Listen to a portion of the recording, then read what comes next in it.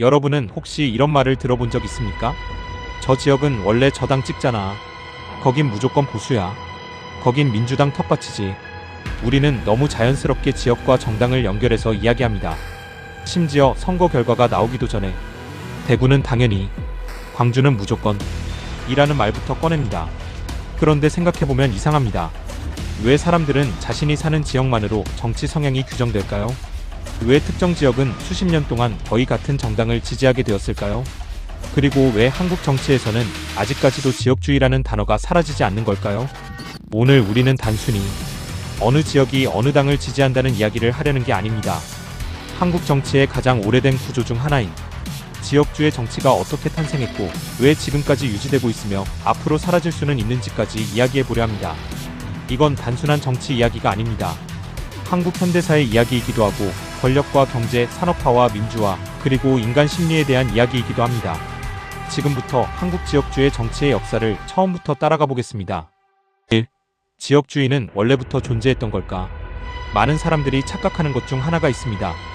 영남과 호남의 갈등이 아주 오래전부터 있었고 원래 서로 사이가 안 좋았다고 생각하는 겁니다. 하지만 실제로는 그렇지 않습니다. 조선시대에도 지역차별은 일부 존재했습니다. 특정 지역 출신 관료들이 더 많이 등용되거나 정치 세력이 지역 기반으로 움직인 경우도 있었죠. 하지만 지금 우리가 말하는 현대적 의미의 지역주의 정치와는 완전히 다릅니다. 과거에는 지역이 정치 정체성의 핵심이 아니었습니다. 오히려 한국의 본격적인 지역주의는 1970년대 이후 현대 정치 과정 속에서 만들어졌다고 보는 게 더 정확합니다. 즉, 자연적으로 생겨난 감정이라기보다 권력 구조와 경제개발 과정 속에서 점점 강화된 정치적 현상에 가까웠습니다. 2. 박정희 시대와 산업화의 시작. 1961년 516 군사정변 이후 박정희 정권은 강력한 국가 주도의 산업화를 추진합니다. 한국은 당시 세계 최빈국 수준이었습니다. 먹고 사는 것 자체가 어려운 나라였죠. 박정희 정부는 수출 중심 경제 전략을 선택합니다. 그리고 제한된 자원을 특정 지역에 집중 투자하기 시작합니다. 대표적인 곳이 영남 지역입니다. 부산, 울산, 포항, 구미 같은 지역에는 대규모 산업단지와 공장이 들어섭니다. 포항제철, 현대중공업, 조선업, 자동차 산업, 고속도로 인프라까지 국가 핵심 산업 대부분이 영남권 중심으로 성장합니다. 물론 이것이 단순히 영남 출신 대통령이라 영남만 챙겼다로 설명되지는 않습니다. 당시 정부 입장에서는 항만 접근성, 일본과의 거리, 물류 구조 등을 고려한 선택이었다는 해석도 있습니다. 하지만 결과적으로는 영남 지역이 압도적인 경제 성장의 수혜를 잇게 됩니다. 반면 호남 지역은 상대적으로 소외됐다는 인식이 강해집니다. 그리고 바로 여기서 중요한 감정이 형성됩니다. 국가는 특정 지역만 발전시키고 있다. 이 감정은 단순한 경제 문제가 아니라 정치적 정체성으로 연결되기 시작합니다. 3. 김대중과 호남 정치의 형성. 1970년대 들어 김대중이라는 정치인이 등장합니다. 전라남도 출신의 김대중은 박정희 정권에 맞서는 대표적인 야권 정치인으로 성장합니다. 1971년 대선에서 박정희와 맞붙으며 엄청난 돌풍을 일으켰죠. 그리고 이 시기부터 호남 지역은 점점 야당의 기반으로 자리잡기 시작합니다. 왜냐하면 단순했습니다. 경제적 소외감과 정치적 억압 경험이 결합됐기 때문입니다. 특히 유신체제 이후 독재 반대 세력과 민주화 운동 세력이 강해지면서 호남 지역의 정치적 정체성은 더욱 뚜렷해집니다. 그리고 결정적인 사건이 발생합니다. 1980년 광주 민주화 운동입니다. 4. 광주와 지역주의의 폭발. 1980년 5월 광주에서는 민주화를 요구하는 시민들이 군에 의해 강경 진압당합니다. 수많은 희생자가 발생했고 이 사건은 한국 현대사에서 가장 큰 상처 중 하나로 남게 됩니다. 그리고 이 사건은 단순한 민주화 운동을 넘어 지역 감정에도 엄청난 영향을 미치게 됩니다. 왜냐하면 많은 호남 시민들이 국가가 우리를 버렸다는 감정을 가지게 되었기 때문입니다. 이후 광주는 민주화의 상징이 되었고 호남은 군사정권에 맞선 정치적 정체성을 더욱 강하게 형성하게 됩니다.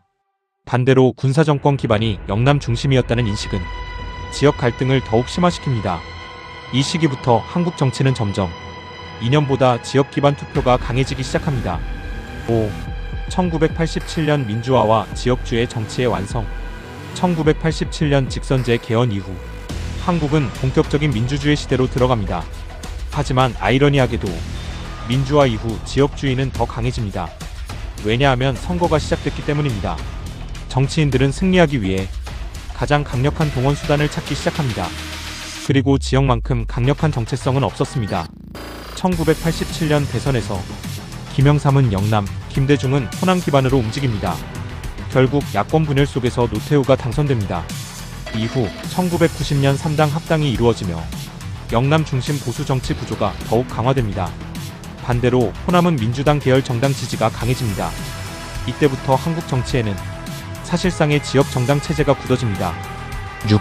왜 지역주의는 그렇게 강력했을까? 여기서 중요한 질문이 생깁니다. 왜 사람들은 그렇게 지역에 강하게 결속됐을까요? 단순히 출신 지역 때문만은 아닙니다.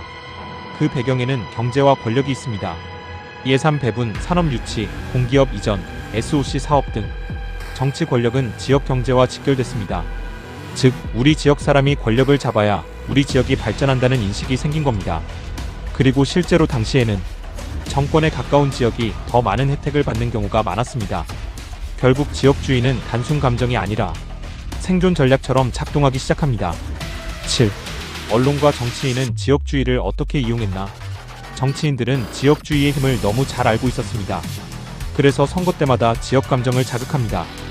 우리를 무시했다. 저 지역이 권력을 독점한다.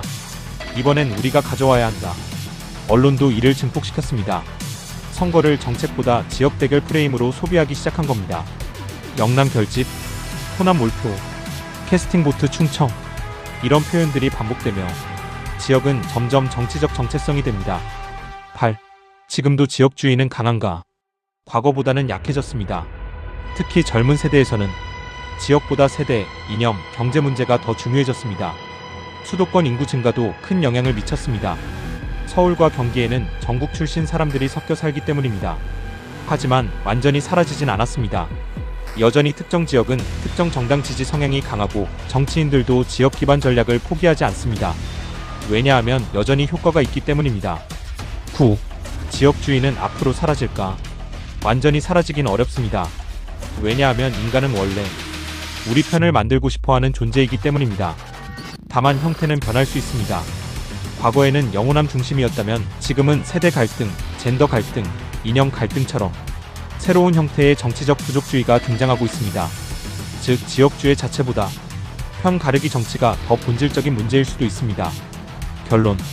한국 정치의 지역주의는 원래부터 존재했던 운명이 아니었습니다. 그것은 산업화와 권위주의, 민주화와 선거 정치가 결합하며 만들어진 역사적 산물입니다. 경제개발의 불균형, 독재와 민주화의 경험, 정치인의 전략, 언론의 프레임, 그리고 인간의 본능이 함께 작용하면서 지역주의는 한국 정치의 핵심 구조가 되었습니다. 하지만 시대는 변하고 있습니다. 과거처럼 단순히 지역만으로 정치가 움직이던 시대는 조금씩 약해지고 있습니다. 그럼에도 정치가 계속 새로운 방식으로 사람들을 나누려 한다는 사실은 변하지 않았습니다. 결국 중요한 건 우리가 얼마나 쉽게 우리 편과 저쪽 편으로 세상을 나누느냐입니다. 정치는 앞으로도 지역을 이용하려 할 것입니다. 하지만 시민은 그 구조를 이해하는 순간 조금 더 자유로워질 수 있습니다. 그리고 어쩌면 한국 정치가 진짜로 성숙하는 순간은 지역보다 미래를 먼저 이야기하게 되는 날일지도 모릅니다.